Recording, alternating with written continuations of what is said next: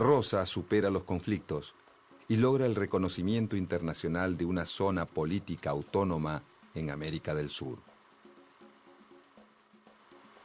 Es su momento de apogeo, pero uno de sus aliados más importantes, el gobernador de Entre Ríos, Justo José de Urquiza, se levanta en su contra, ya que Rosas impide la libre navegación de los ríos, lo que perjudica a las provincias del litoral, que no pueden competir con las exportaciones porteñas.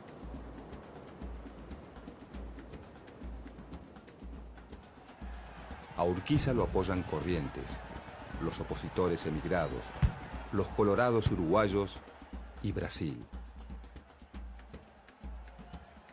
Este conflicto se resuelve con el triunfo de la Alianza Antirrosista en la Batalla de Caseros en 1852. Rosas se exilia en Inglaterra, donde residirá hasta su muerte. Con el fin del rosismo, comienza una nueva etapa en la Confederación. La mayoría de las provincias acepta renunciar a su soberanía en favor de constituir una nación. En Buenos Aires llegan al poder los antiguos antirrosistas, ahora nucleados en el Partido Liberal, que se opone al modelo de país de Justo José de Urquiza, al que ven como a un nuevo Rosas. El conflicto termina con la separación de Buenos Aires de la Confederación Argentina. Urquiza es elegido presidente de la Confederación y la nueva capital pasa a ser Paraná. Un año después, en 1853, se sanciona en Santa Fe la Constitución Nacional.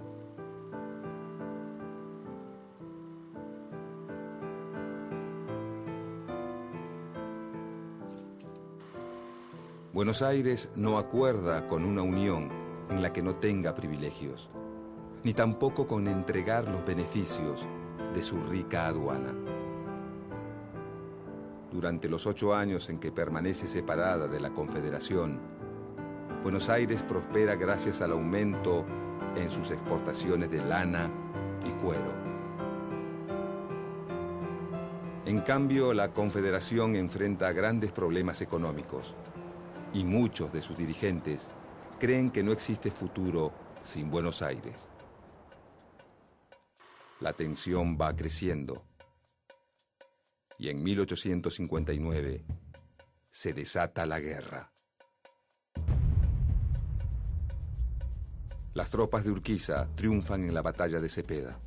Se firma un tratado de paz y se vuelve a incorporar a Buenos Aires a la Confederación Argentina. Pero los enfrentamientos continúan y en 1861 se libra la batalla de Pavón, en la que los porteños salen vencedores.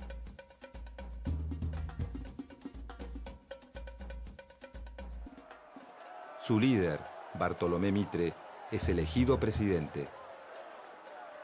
Aunque las 14 provincias se rigen por la Constitución Nacional y una autoridad central, Mitre pretende un Estado con predominio de Buenos Aires.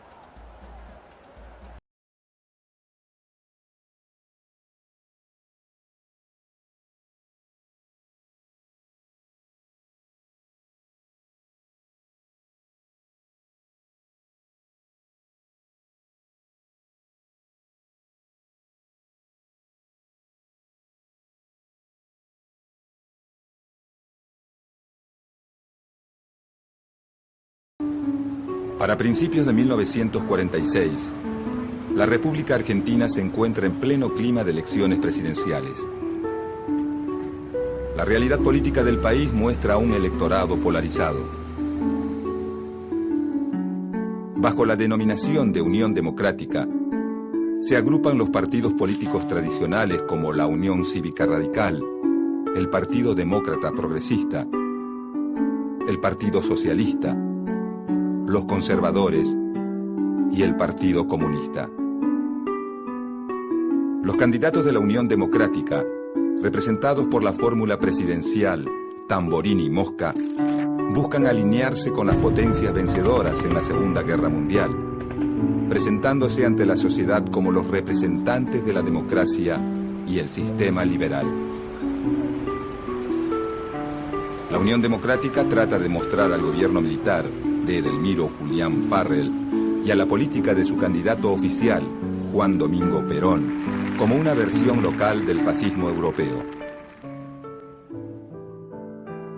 Por el otro lado, el Frente Electoral del Coronel Perón está representado por un partido integrado por dirigentes de los principales sindicatos, que busca representar políticamente al sector obrero industrial, el Partido Laborista, y también por un desprendimiento del radicalismo, en desacuerdo con la política de la Unión Democrática, la UCR Junta Renovadora, y algunas fracciones de otros partidos que se suman en varias provincias.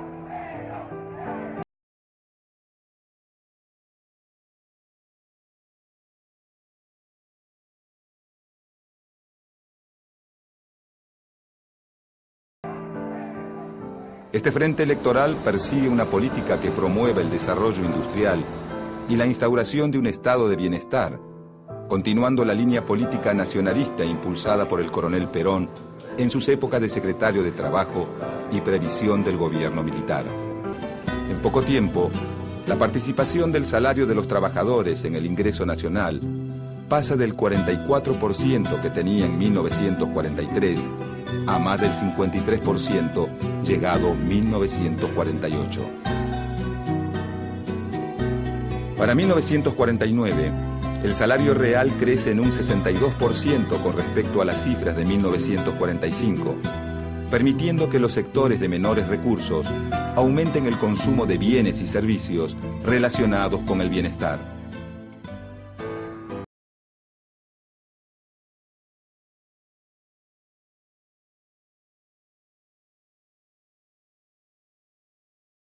Septiembre de 1947, el Congreso Nacional aprueba el proyecto de ley otorgando los derechos cívicos a la mujer.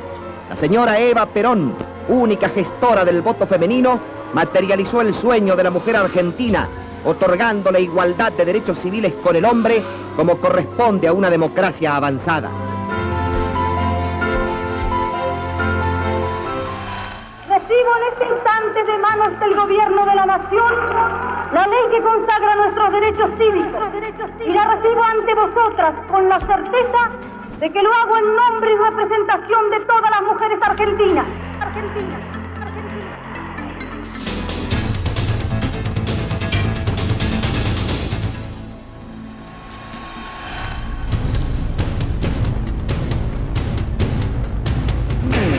El 11 de noviembre de 1951, las mujeres votaron por primera vez a nivel nacional. Este acontecimiento es uno de los hitos más importantes en la lucha de las mujeres por sus derechos.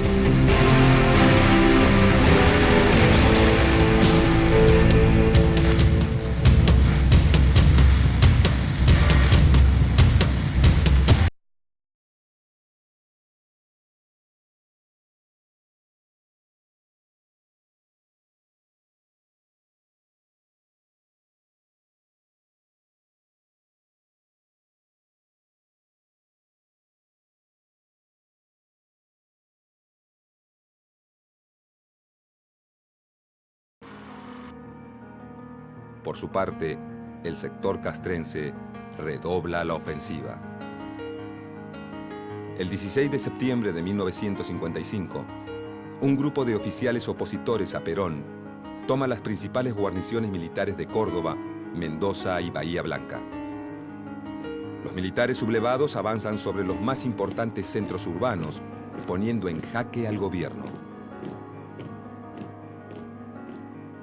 Una semana más tarde, el comandante militar de dicho levantamiento, teniente general Eduardo Lonardi, asume la presidencia de la nación.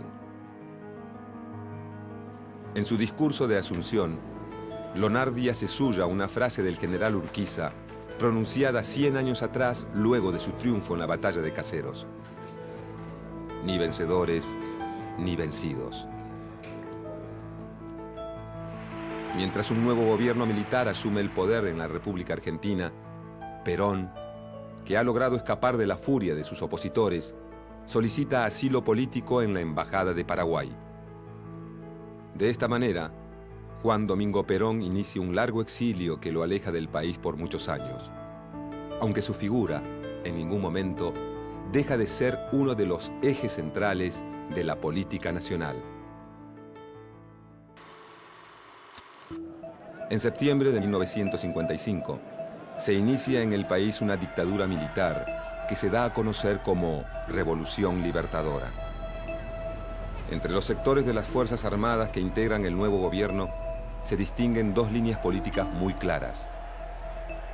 Por un lado está el grupo liderado por el presidente Lonardi, conformado por militares provenientes del nacionalismo católico, que buscan la conciliación con algunos sectores políticos y sindicales del peronismo, siempre y cuando estos acepten distanciarse de la figura de Perón. La línea dura de las Fuerzas Armadas, representada por el vicepresidente, el almirante Isaac Rojas, propone una visión mucho más negativa del peronismo, afirmando que este desvió al país de su tradicional línea histórica liberal y democrática e instaló en su lugar una tiranía de tipo fascista, sostenida mediante la manipulación y el engaño del movimiento obrero.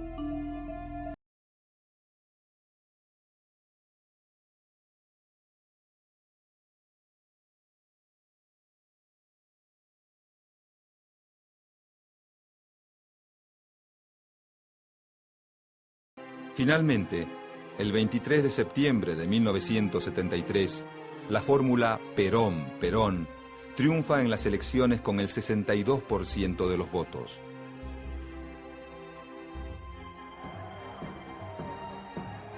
Dos días más tarde, la organización Montoneros se cobra su desplazamiento del poder y los sucesos de Ezeiza, asesinando a José Ignacio Rucci, secretario general de la CGT y mano derecha de Perón.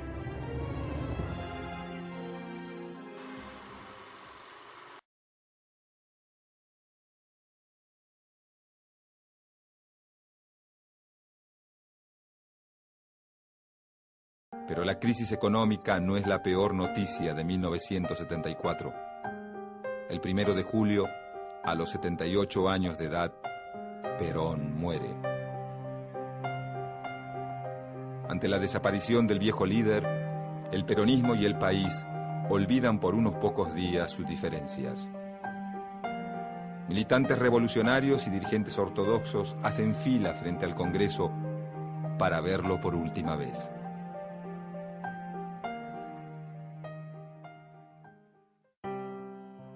Con la muerte de Perón, el gobierno queda en manos de su esposa y el poder en las de López Rega. En este contexto, la organización Montoneros, principal blanco de la persecución de la AAA, decide pasar a la clandestinidad.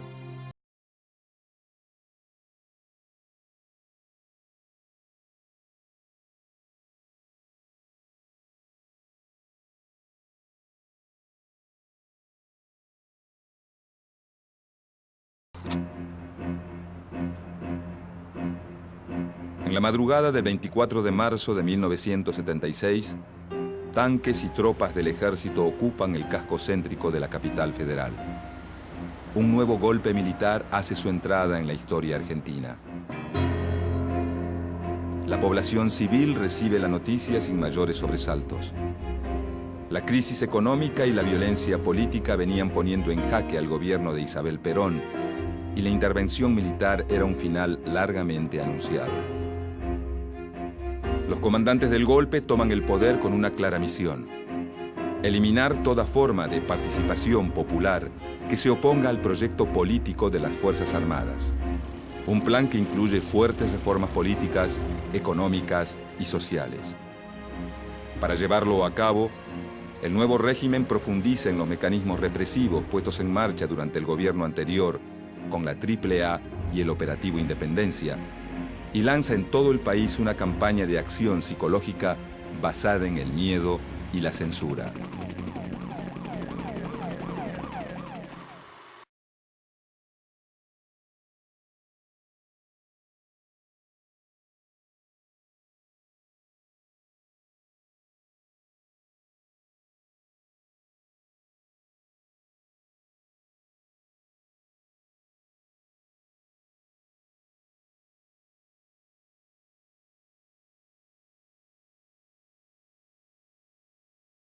Comienzos de 1978, la situación de la Junta Militar se complica.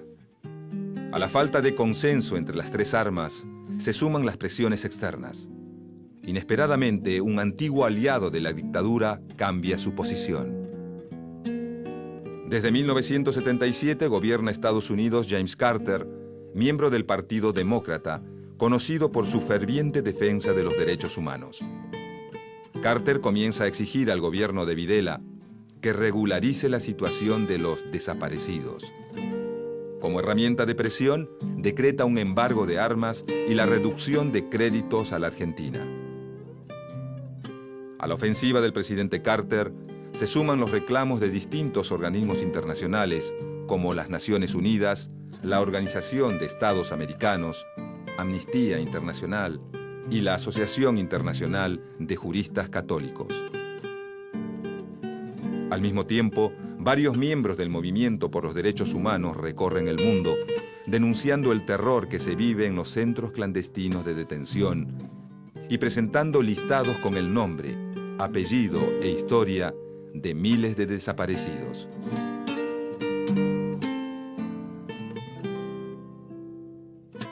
El gobierno de Videla se defiende diciendo que todo es parte de una campaña anti-argentina. Como respuesta, se lanza una febril acción para mejorar su imagen internacional, que incluye la operación política más cara y ambiciosa del proceso militar. La realización del Mundial Argentina 78 estaba prevista desde 1966, pero llegado el momento, el evento deportivo es utilizado por la Junta Militar para ocultar la verdadera situación del país. En cuestión de meses se construyen estadios, hoteles y complejos deportivos. Mientras el Estado se endeuda y las empresas contratistas se enriquecen, las principales ciudades se visten de gala y en casi todos los medios se exalta la idea de un país en orden, con paz y sin presos políticos. Por primera vez desde la llegada del golpe, las multitudes vuelven a la calle. La alegría deportiva es utilizada políticamente por los militares, que muestran los festejos de la población como manifestaciones de apoyo al gobierno. A pesar de la euforia que despierta la selección nacional, en el resto del mundo la situación es distinta. Meses antes de la competencia, muchos futbolistas europeos ponen en duda su participación en el Mundial. Incluso, varios de ellos se niegan a viajar a la Argentina, alegando su rechazo a la Junta Militar. Finalmente el Mundial se disputa y, como es de esperar, la devoción de los argentinos por el fútbol se hace sentir rápida e intensamente. En los estadios o desde sus casas frente a los televisores, la sociedad argentina en su conjunto acompaña cada uno de los partidos de la selección dirigida por César Luis Menotti. El 25 de junio de 1978, en el Estadio Monumental de River Plate, la selección argentina vence a su par de Holanda por 3-1.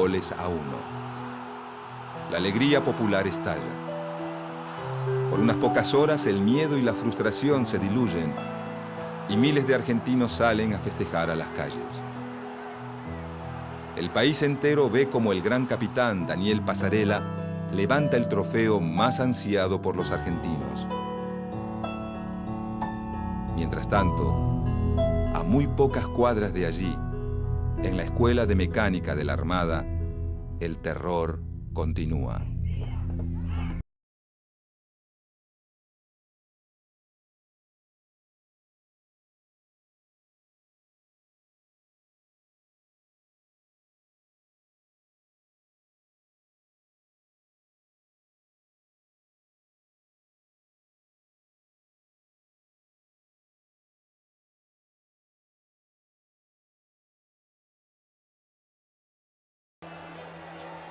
En la mañana del 2 de abril de 1982, después de un corto combate, tropas de la Armada Argentina toman el control de las Islas Malvinas. Apropiadas por los ingleses desde hace 150 años, las Malvinas son el símbolo de la soberanía usurpada, la patria ultrajada. Su recuperación era un proyecto largamente acariciado por los militares. El descontento de la población y los reclamos de los partidos políticos terminan por acelerar los tiempos de la operación. El éxito del desembarco vuelca rápidamente la opinión de la sociedad. Miles de argentinos se congregan por primera vez en Plaza de Mayo para dar su apoyo al gobierno. Hasta los sectores más críticos de la dictadura adhieren a la cruzada. Si quieren venir, que vengan, les presentaremos batalla. El sentimiento nacional vuelve a ser manipulado como en el Mundial, pero esta vez con consecuencias trágicas. El 2 de mayo de 1982, el submarino nuclear HMS Conqueror, perteneciente a la Royal Navy, dispara 3 torpedos sobre el crucero General Belgrano, que se encontraba navegando fuera de la zona de exclusión. Como resultado del ataque, mueren 323 soldados argentinos. La guerra ha comenzado. Luego de un mes de negociaciones fallidas, la primera ministra inglesa Margaret Thatcher vuelca todos sus esfuerzos a la recuperación de las islas. Naciones Unidas y el gobierno norteamericano a cargo de Ronald Reagan apoyan la ofensiva británica. Mientras la guerra estalla, la euforia popular sigue en aumento. El gobierno de Galtieri estimula el ánimo de la población y convierte la guerra en una gran causa nacional. Los medios de comunicación alientan el triunfalismo, brindando en muchas ocasiones noticias falsas. Mientras en todo el país la sociedad entera se moviliza recolectando dinero, donando sangre, bienes y víveres diversos. En Malvinas, miles de soldados argentinos, muchos de ellos conscriptos sin entrenamiento, mal armados y peor alimentados, se baten en lucha contra un ejército profesional y bien preparado. El resultado de la contienda desigual no se hace esperar. Tras casi un mes y medio de intenso combate, las tropas británicas toman el control de las islas. El 14 de junio de 1982, el comando argentino se rinde.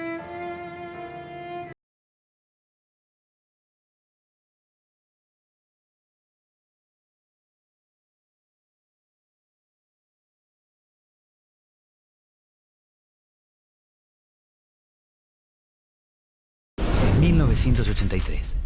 Desde hace 7 años, las calles están invadidas por el miedo, el silencio y la muerte. Pero ahora todo empieza a ser distinto. La dictadura militar que gobierna el país está llegando a su fin.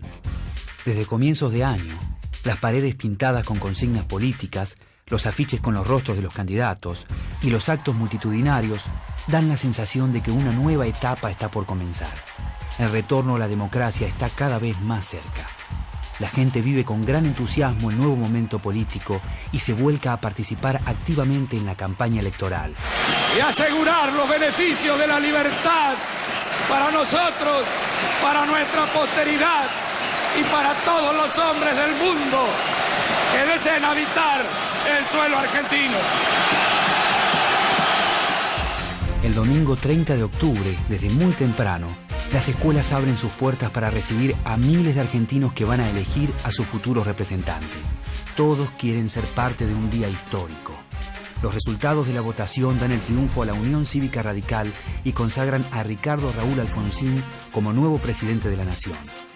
Más de 7,5 millones de personas lo han elegido. Por otro lado, es la primera vez que el Partido Justicialista pierde una elección nacional.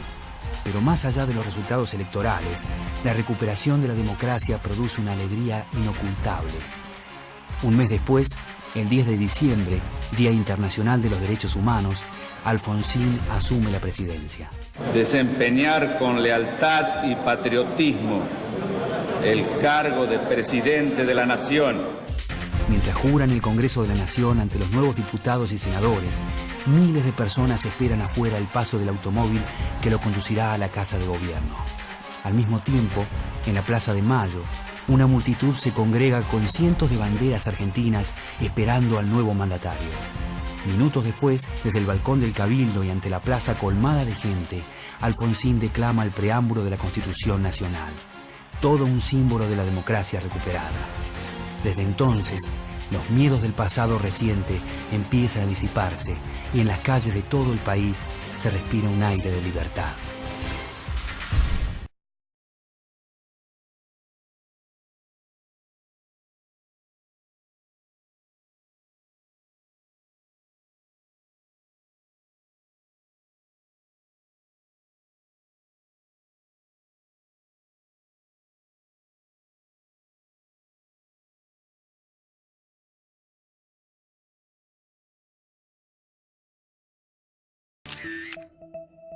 En los últimos días de noviembre de 2001, el llamado riesgo país de Argentina sobrepasa los 3.000 puntos.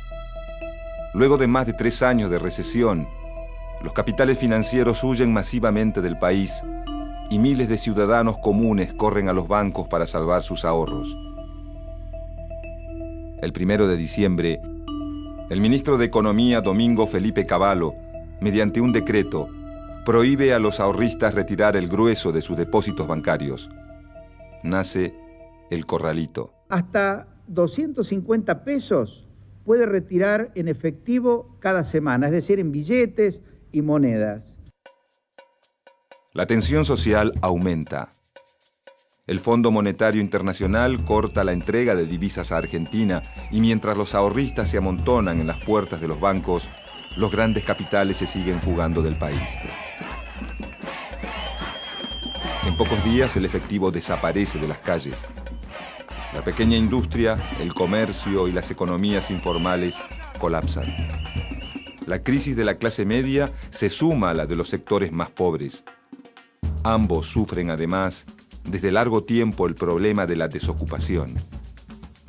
El martes 18 de diciembre comienzan los saqueos a los supermercados. La situación termina de estallar al día siguiente. Cerca de las 10 de la noche, el presidente de la Nación, Fernando de la Rúa, declara el estado de sitio. Todavía no lo sabe, pero son sus últimas horas en el poder. Por eso he dictado el estado de sitio.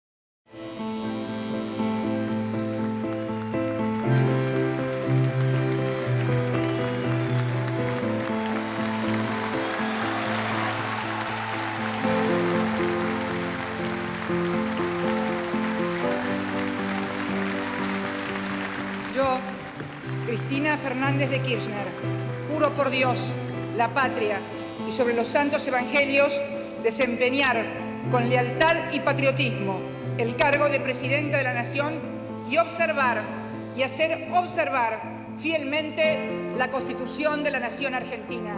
Si así no lo hiciere, que Dios y la patria me lo demanden. Queremos la igualdad y la equidad y el compromiso firme de que el que decida siga siendo ese presidente o esa presidenta y no las corporaciones de turno que han gobernado durante años la Argentina.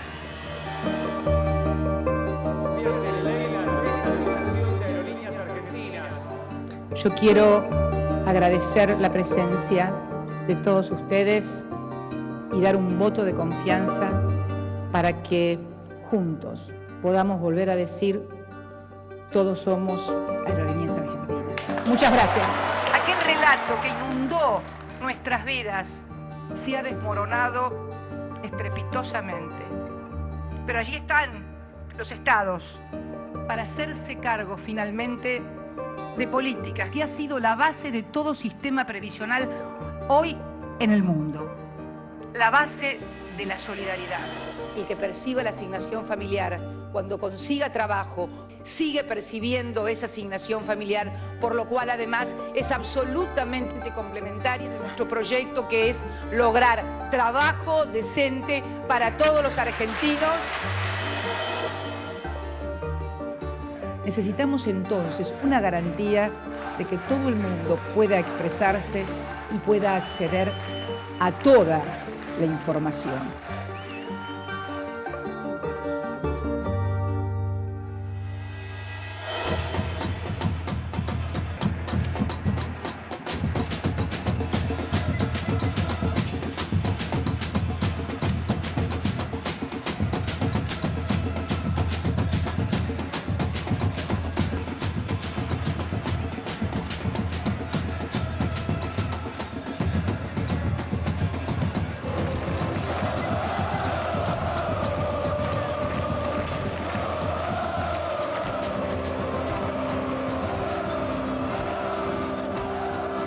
Que hay un nuevo amanecer, una nueva patria.